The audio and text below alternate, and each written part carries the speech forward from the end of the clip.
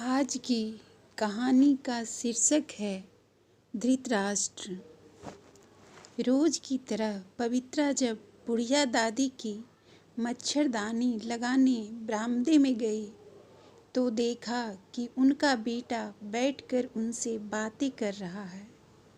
पवित्रा के होठों पर एक तिरछी मुस्कान फैल गई। साथ ही याद आया कि आज महीने की 10 तारीख है। पवित्रा वापस अपने कमरे में आकर पढ़ाई करने लगी, लेकिन उसका मन पढ़ाई में न लगकर बार बार बुढ़िया दादी के बारे में सोचने लगा। 3 बेटों के साथ उम्र की तपती दोपहरी में ही बुढ़िया दादी को छोड़कर उनके पति चल बसे। जैसे तैसे करके उन्होंने अपने बच्चों का पालन पोषण किया, लेकिन जैसे ही बच्चों के पंख निकले, एक एक करके तीनों भाई माँ को अकेला छोड़कर अपने बेहतर जीवन की तलाश में शहर की ओर भाग निकले। जब पवित्रा का परिवार इस गांव में शिफ्ट हुआ था, तब बुढ़िया दादी अकेली ही थीं। फिर उनके कहने पर उनकी लाचारी देखकर पवित्रा की माँ ने उनको अपने यहाँ काम पर रख लिया था। साथ ही बरामदे में एक चारपाई डालकर पनाह भी दे दी थी, क्योंकि उनका खपरेल का मकान भी ढह चुका था।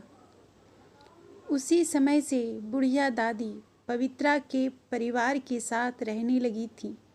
धीरे धीरे पवित्रा के परिवार में उनकी अच्छी खासी धाक भी जम गई थी। पवित्रा की माँ को भी एक अदद सास कम माँ मिल गई थी। बेशक वे पवित्रा के यहाँ काम करती थीं, लेकिन उनको तहजीब से खाना पानी दिया जाए, उनका मच्छर दानी व बिस्तर लगा दी जाए, यह पवित्रा की माँ की सख्त हिदायत थी। खासकर मच्छरदानी लगाने की जिम्मेदारी तो पवित्रा की ही थी। देखते ही देखते कई साल निकल गए, पर उस दिन छठ पर्व का दिन था। घर में चारों तरफ पूजा पाठ का सामान बिखरा था।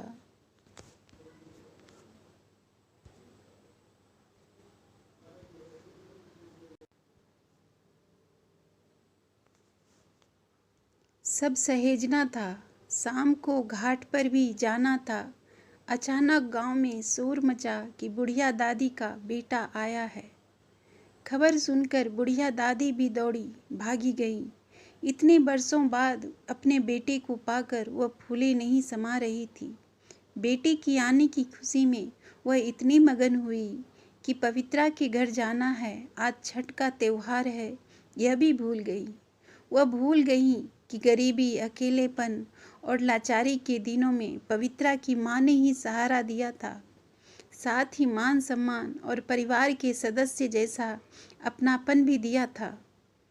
उन्हें इस बात का जरा भी एहसास नहीं रहा कि वही पवित्रा की माँ आज निर्जल व्रत रखते हुए कैसे अकेले सब संभालेगी।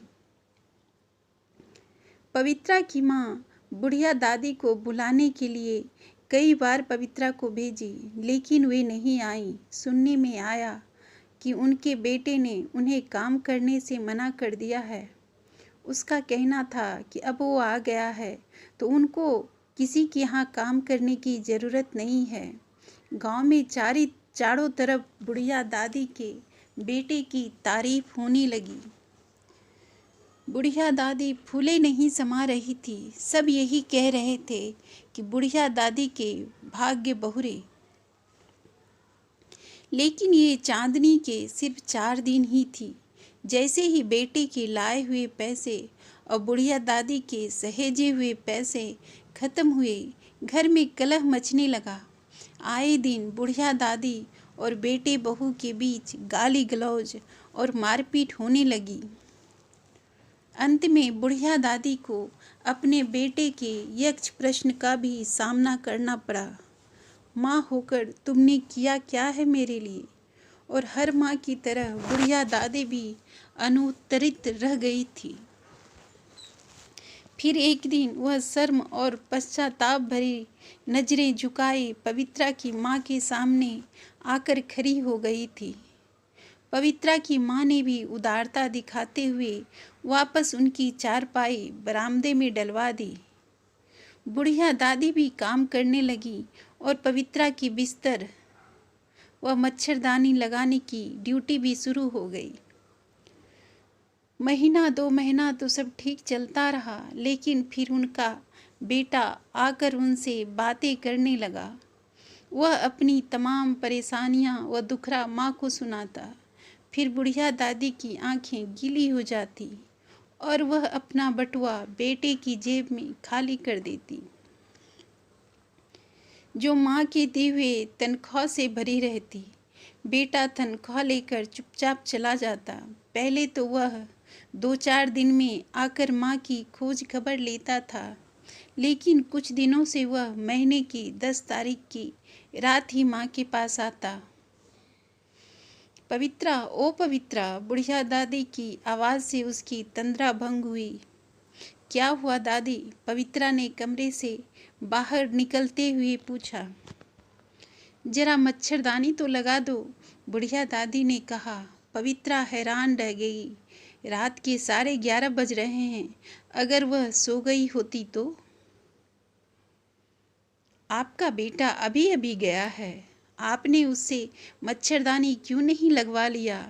पवित्रा ने बुढ़िया दादी से पूछा। धृतराष्ट्र मुंह में अंधे थे। आज बुढ़िया दादी भी पुत्र मुंह में बहरी सी बन गई। वह चुपचाप मच्छरदानी पवित्रा के हाथों में थमा दी।